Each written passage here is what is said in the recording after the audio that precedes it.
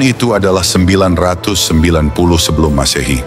Mentari terbit perlahan, menyinari tembok-tembok kokoh Yerusalem. Di bawah langit yang mulai terang, orang-orang berkumpul dan meratap dalam duka.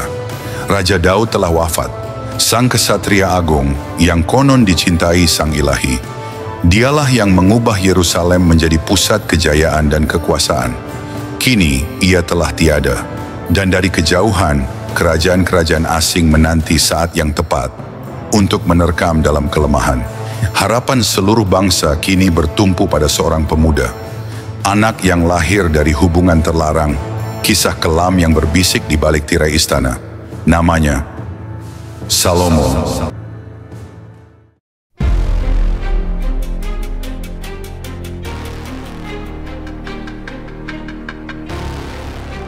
Namun ini bukan sekadar kisah tentang kebangkitan raja paling bijak sepanjang masa.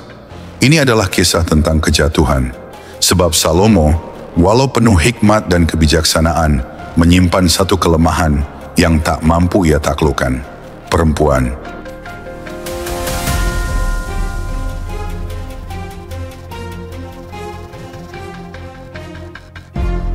Di balik dinding-dinding istananya yang tersembunyi, Salomo dikelilingi oleh 700 permaisuri dan 300 selir, dipersunting dari penjuru dunia yang dikenal kala itu.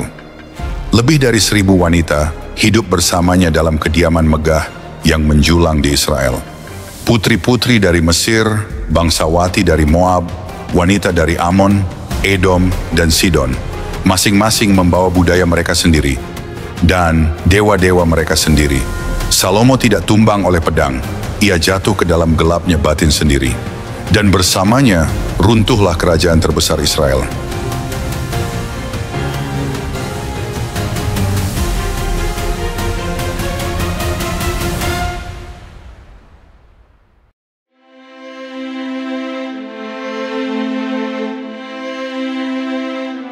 Malam itu, Yerusalem senyap.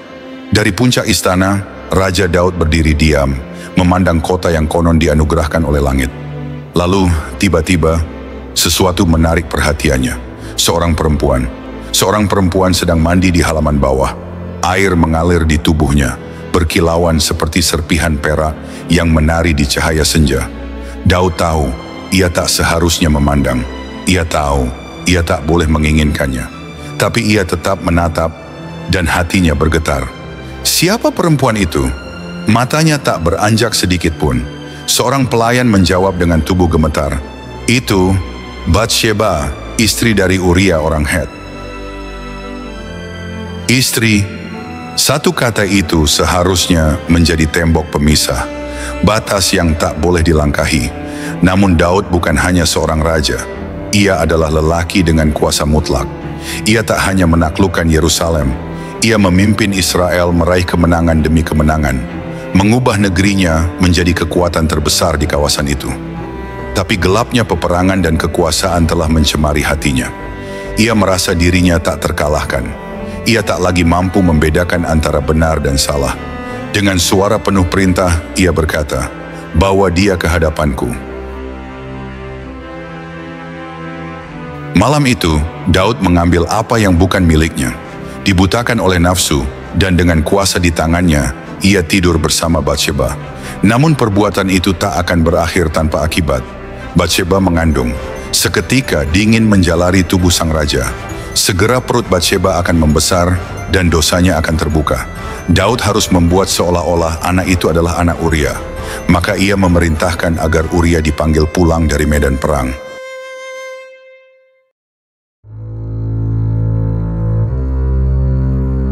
Sang prajurit datang, tubuhnya berbalut debu pertempuran dan matanya masih menyala oleh kesetiaan. Daud menyambutnya bak saudara seperjuangan.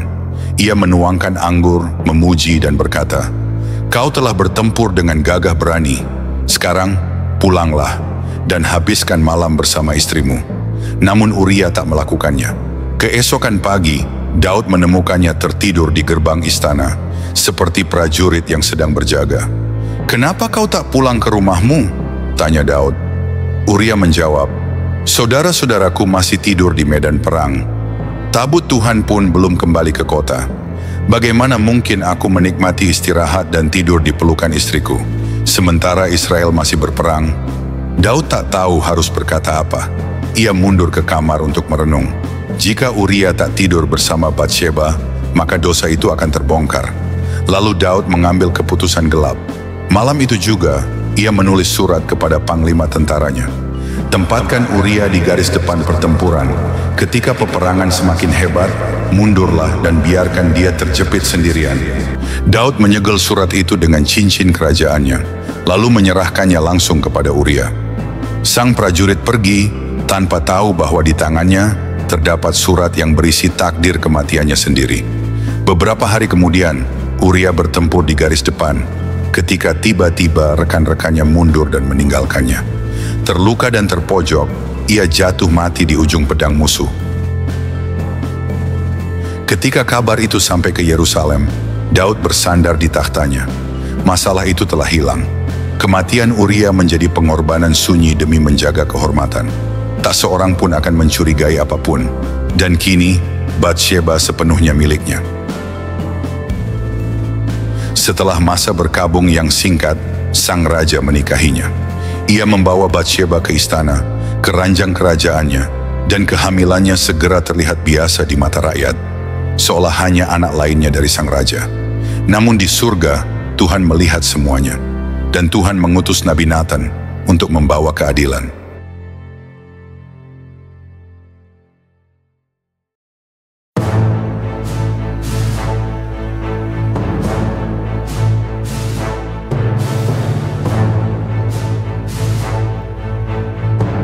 Nathan mendekati ruang tahta, berdiri tegak, dan berbicara langsung kepada Daud. Beginilah firman Tuhan, Aku yang mengurapi engkau menjadi raja atas Israel, yang menyelamatkanmu dari tangan Saul, dan yang menyerahkan kerajaan Saul ke tanganmu. Aku bahkan akan memberikan lebih banyak lagi kepadamu, namun engkau mengambil apa yang bukan milikmu. Kau membunuh Uria dengan pedang orang Amon, dan mengambil istrinya untuk dirimu sendiri. Karena perbuatan ini, pedang tidak akan pernah menjauh dari keluargamu. Daud merasa seakan tanah di bawahnya terbelah. Ia menyangka bahwa dosanya tersembunyi, namun kini ia terungkap di hadapan Tuhan. Jatuh bersimpuh, Daud bertobat. Aku telah berdosa kepada Tuhan. Nathan mengangguk dan menjawab, Tuhan telah mengampunimu. Engkau tidak akan mati, tetapi karena perbuatanmu, anak yang dikandung oleh Batsheba akan mati. Daud merasakan hawa dingin merayap di kulitnya. Ia berseru kepada Tuhan untuk memperoleh belas kasihan, berpuasa dan berdoa sungguh-sungguh selama 7 hari. Namun pada akhirnya, anak itu menghembuskan nafas terakhirnya dan meninggal. Batsheba menangis sendirian dalam kesunyian kamar istirahatnya. Rasa kehilangan anak adalah jurang yang tak berujung. Kemudian, Daud memasuki kamarnya, merangkulnya lembut dan berbisik, Tuhan masih bersama kita.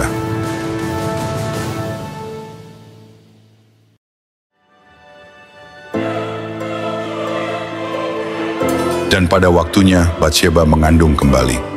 Anak itu lahir ke dalam rumah tangga raja. Dan ketika para pelayan menaruhnya dalam pelukan Daud, ia merasakan sesuatu yang berbeda. Ini bukan sekadar anaknya, bukan hanya seorang pangeran. Anak ini adalah awal yang baru. Mereka menamainya Salomo, yang berarti damai.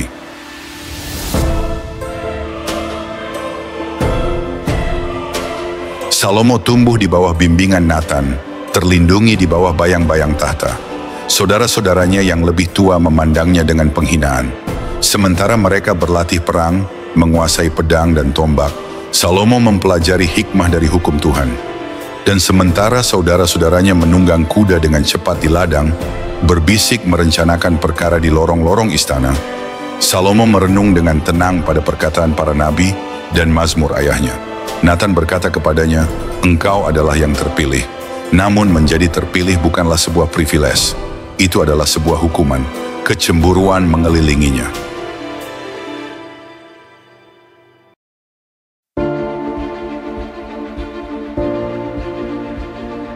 Adonia, saudara tirinya yang lebih tua, menganggap dirinya sebagai ahli waris sah. Sementara Yoab, Jenderal Daud, merencanakan segala sesuatu dalam bayang-bayang, dan hari yang telah lama ditakutkan akhirnya tiba. Pelayan istana berlarian ke sana kemari, wajah mereka tegang karena kecemasan. Daud, sang raja agung, terbaring sekarat. Pria yang pernah mengalahkan raksasa dan memimpin Israel menjadi kerajaan yang perkasa, sekarang terbaring lemah, terbungkus selimut, bernafas pelan. Salomo mendekati ranjang ayahnya dengan perlahan.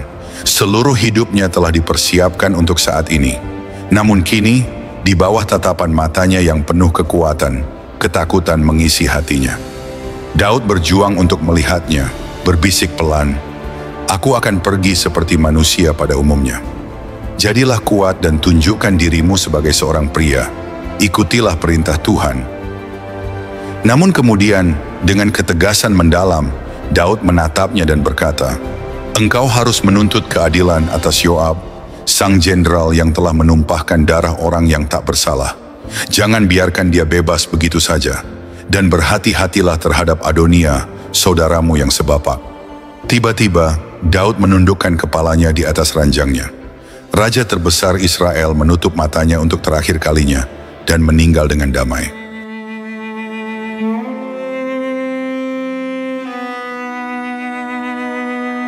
Seluruh kerajaan meratap atas kepergian Daud, tetapi kesedihan itu tidak berlangsung lama. Karena kini, Salomo harus membuktikan dirinya sebagai raja yang kuat, dan demikianlah yang dilakukannya. Ia memerintahkan kematian Adonia dan memerintahkan eksekusi Yoab yang tak bisa menghindari keadilan. Ia menegakkan hukum kepada Simei yang menentang perintahnya, menentukan takdirnya sendiri. Musuh-musuh takhta pun telah disingkirkan, dan sebuah era baru terbit di atas Israel. Matahari terbit di atas tembok-tembok Yerusalem, dan Salomo memandang keluar ke arah kerajaan dari jendelanya. Kerajaan yang diwarisinya itu luas dan kompleks. 12 suku, masing-masing dengan tradisi dan konflik mereka sendiri, sebuah tentara yang membutuhkan arahan dan rakyat yang memohon keadilan. Tanggung jawab itu begitu besar. Israel bukan sekadar sebuah bangsa, itu adalah simbol. Yerusalem adalah kota yang suci, jantung dari perjanjian antara Tuhan dan umatnya, dan tabut perjanjian, peti suci terletak di dalam sebuah tenda, menunggu sebuah bait yang layak untuk kemuliaannya. Kemudian Salomo membuat pilihan. Ia tidak memanggil penasihat-penasihatnya atau mencari hikmat para tetua. Ia pergi ke Gibeon, berdiri di hadapan altar tembaga, dan mempersembahkan 1000 korban bakaran. Asapnya terangkat ke udara seperti dupa suci yang naik menuju surga. Dan di sana, dalam kesunyian tempat suci itu, Salomo berlutut.